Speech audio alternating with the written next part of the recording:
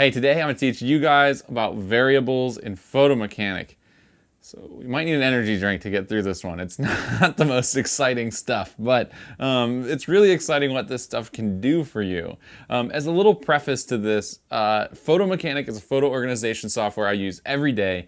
I use this to color my photos, I use it to edit down my photos, and when I use the term edit, I mean the proper version of the word edit, which is taking lots of photos and making them into a smaller group, which I feel could be a whole video on its own. I'm trying to figure out how to piece this whole thing together with my digital asset management and workflow.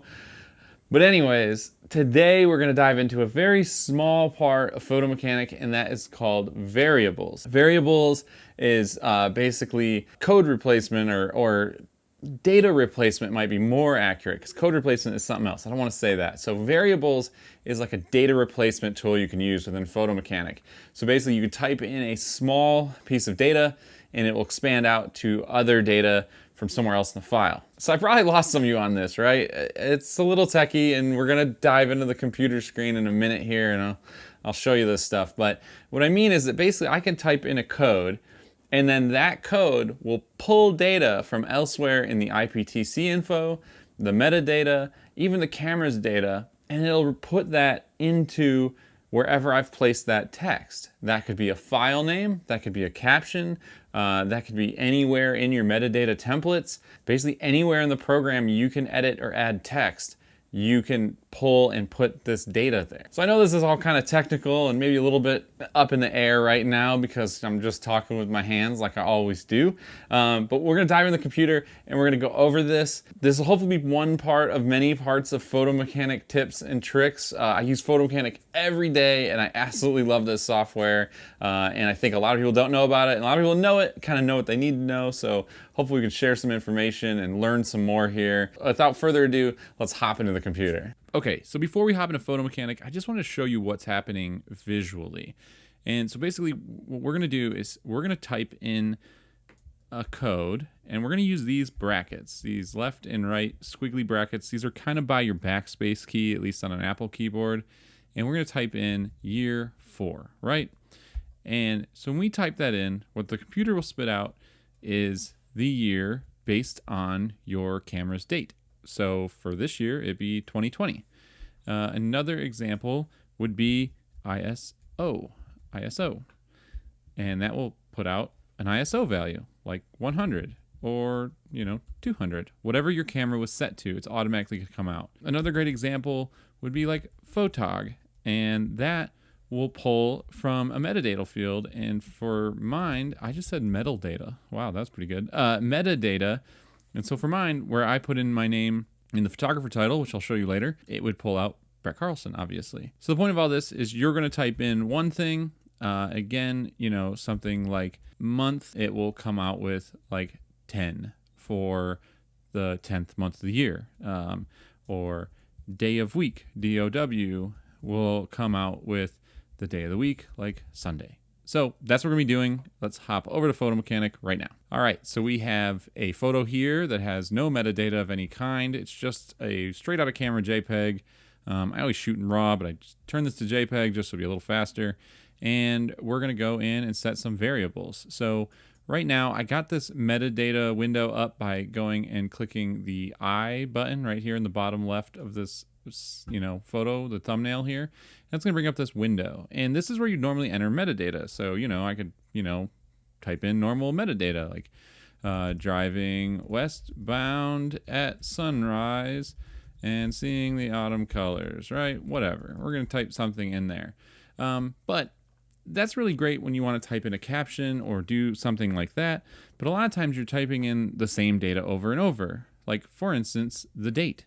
So that is where variables come in. We can input one of these codes, like we just mentioned, into any of these fields, any field at all.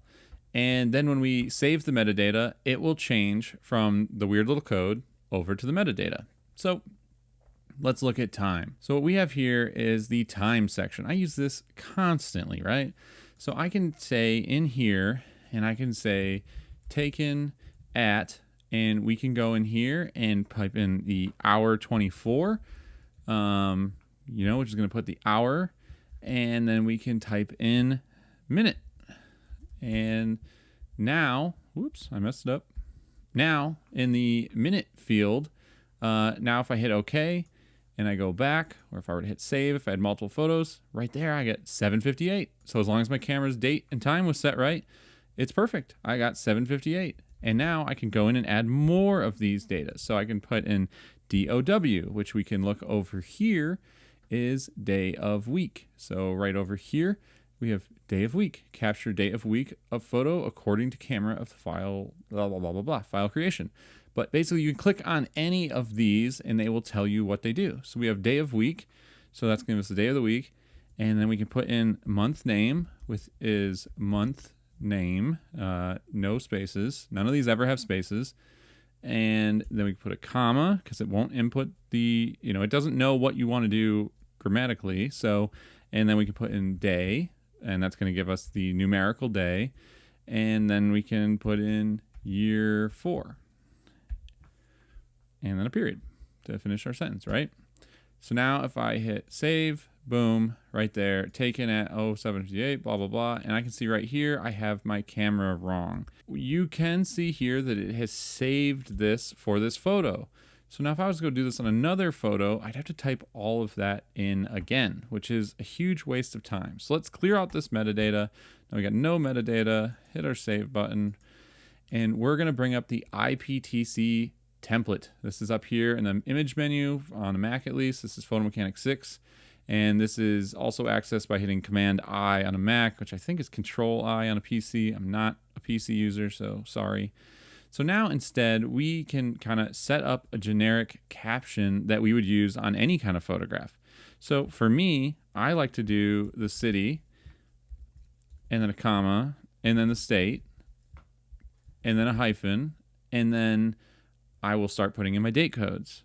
So on, and then day, DOW, day of week, and then the month name, and then day, whoops, and then year 4. Whoops, I keep messing these up. So I'm checking this for spelling errors. Doesn't look like there are any. So on day of week, month name, year 4.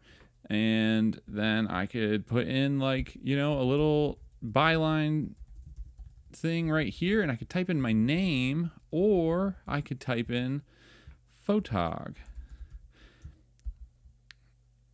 And what this is going to do now is if I hit close template, well, that doesn't affect our photo, right? So what the IPTC template is normally used for is when you ingest photographs, but we can also set it to apply it to a photo that's selected.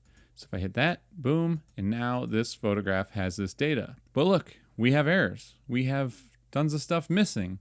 The date and time came in fine because that was in the camera, but we never entered this other data. So we have to go back, and if we go to hit Command I again, well, what are we missing? Well, photog, city, and state, because these are going to come from IPTC. And if you look over here on the right side of our variables menu, you see these in the IPTC fields. And so these are all going to come from fields in which you've filled out. So this was roughly in Bath, New York. I think it was Corning, actually. We'll say Corning in New York. And as far as photographer, well, it was me. So I can put in my name. And so now I can hit apply template to selected, boom. And now if I go over, now everything is in there. Now you might say this is not really a sentence. And that's because generally I'm going to type in my, what's known as a first sentence right in front of this. So, driving westbound, westbound on 86 in the Finger Lake region at sunrise. On Friday, October 23rd, 2020. So in the photojournalism world, we like to have that first sentence written manually, but that sentence we can do a lot of stuff with variables. Now, what's nice about this is all fine and good for a single photo, but what's nice is that we can take this and we can build this into a template that we can then use whenever we ingest photographs. So for instance, we have a few things typed in here, but now I can add even more. So for instance, the copyright, I can type in all rights reserved, which don't hate me if I'm spelling it wrong, but then I can type in photog. So now it knows my name and or whoever's name, because that's the nice thing about this is if you gave this to a friend, all they'd have to do is change this one entry point of creator photographer and it would change it everywhere. So now I have all rights reserved photog year 4. So let's check that out. And now we go up here, apply metadata template to photos. We go in here and now, boom, all rights reserved, and it already has the year. So now every year you don't have to update this. Your template's already ready to go. You don't have to change this. Same with your date. I mean, you don't have to go in and type in the date line every time you ingest a photograph. So if we go back to our template, and I'm doing this all off the cuff, there's no script here, so sorry if I miss anything. But now we can use this anywhere you want to use it. So you can input these fields wherever you want to use it. This can be anything from camera data. So you could type in, okay, I want to know, let's look up here in the camera data. I think I can put in like the camera model. So I could see I could keyword in what camera model was used, or the focal length. Let's do that. Let's put in the focal length. So maybe one of your website template or something pulls in your metadata, so we can have this stuff right in there. So we got focal length, comma. We'll add we'll add ISO, and then we'll put in ISO because again, this is only going to give us the number, so we want to have the ISO in there. And then let's add in one more here just for giggles, so to speak. And then we can type in make for the camera make, and we'll actually keep this all as one. We'll put a space in there, and we'll type in model, which should be the camera model, and that should be a bunch of data there.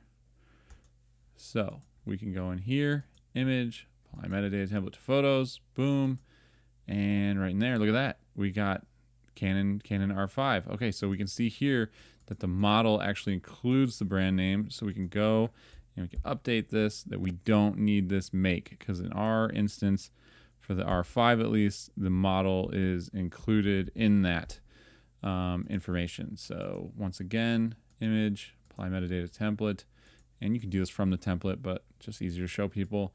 So now I can see this, and I can see another error. I don't have my millimeters. Oh no. So let's go over here, focal length, and we're just going to add in So we can do it from right there. Boom. So now we're inputting data, and the big thing here is going to be that this stuff is now a template you can build and you can save, and now you will have all of this stuff wherever you want it, and you could take all this information and put it up in the caption field, or wherever you want it to be. The point being that it is going to pull this data in automatically based on a few points you input. So basically when I input files, all I got to do is put in is basically like the city and state. That's all I got to put in. So everything else will automatically populate in my templates, more or less, on any job I have. And I have a bunch of these saved, and makes life really easy, makes life really fast.